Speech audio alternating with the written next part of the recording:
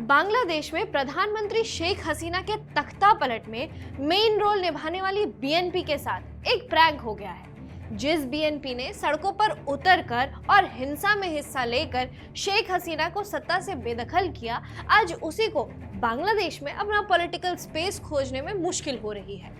हाल ही के बांग्लादेश के अपडेट कुछ ऐसे हैं कि ढाका यूनिवर्सिटी में छात्र संघ के चुनाव हुए। इस चुनाव में जमात-ए-इस्लामी की स्टूडेंट विंग बांग्लादेश इस्लामी छात्र शिविर ने बड़ी जीत हासिल करी है, यानी इस्लामी कट्टरपंथियों ने ढाका यूनिवर्सिटी पर कब्जा कर लिया है।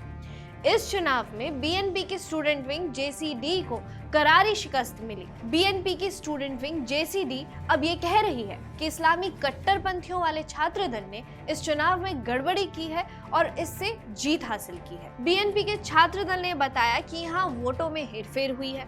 इम्पैक्ट ये है कि बीएनपी का छात्र दल अब दूसरे चुनाव से विड्रॉ कर रहा है, लेकिन बीएनपी के साथ प्रैंक का लेवल इससे भी बड़े लेवल पर है। बीएनपी बांग्लादेश में पॉलिटिकल डिस्कोर्स से बाहर हो रही है।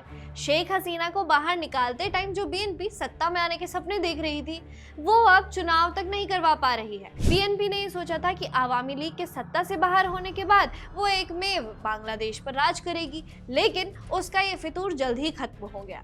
उसके नेता लगातार बांग्लादेश में लोकतांत्रिक चुनाव की मांग कर रहे हैं, लेकिन जमात का मुखौटा बनकर बैठे मोहम्मद यूनुस इसमें लेट लतीफी किए जा रहे हैं। अब बीएनपी को यह समझ आ रहा है कि वो शेख हसीना को हटाने के लिए सिर्फ एक टूल की तरह इस्तेमाल होकर रह गई है और उसके नेता तारिक रहमान और खलीदा जिया सिर्फ डीप स्टेट की साजिश का मोहरा है। लेकिन एक और चिंता वाली बात है। चिंता इसलिए क्योंकि जमात वही संगठन है जिसने बांग्लादेश के मुक्ति युद्ध में पाकिस्तान का साथ दिया था।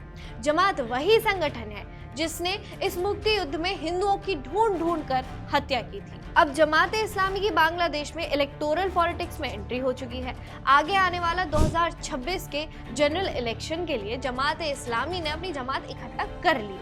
स्टूडेंट पॉलिटिक्स हमेशा बिगर पॉलिटिक्स का एक ट्रेलर होता है और इस ट्रेलर से साफ है कि 2026 की मूवी की स्क्रिप्ट कट्टरपंथ की थीम पर लिखी जा चुकी है। छात्र शिविर की जीत सिर्फ एक कैंपस की जीत नहीं है, ये तो जमात-ए-इस्लामी की जीत है और यही अब आने वाले वक्त में बांग्लादेश का रोड मैप भी तय कर चुकी है।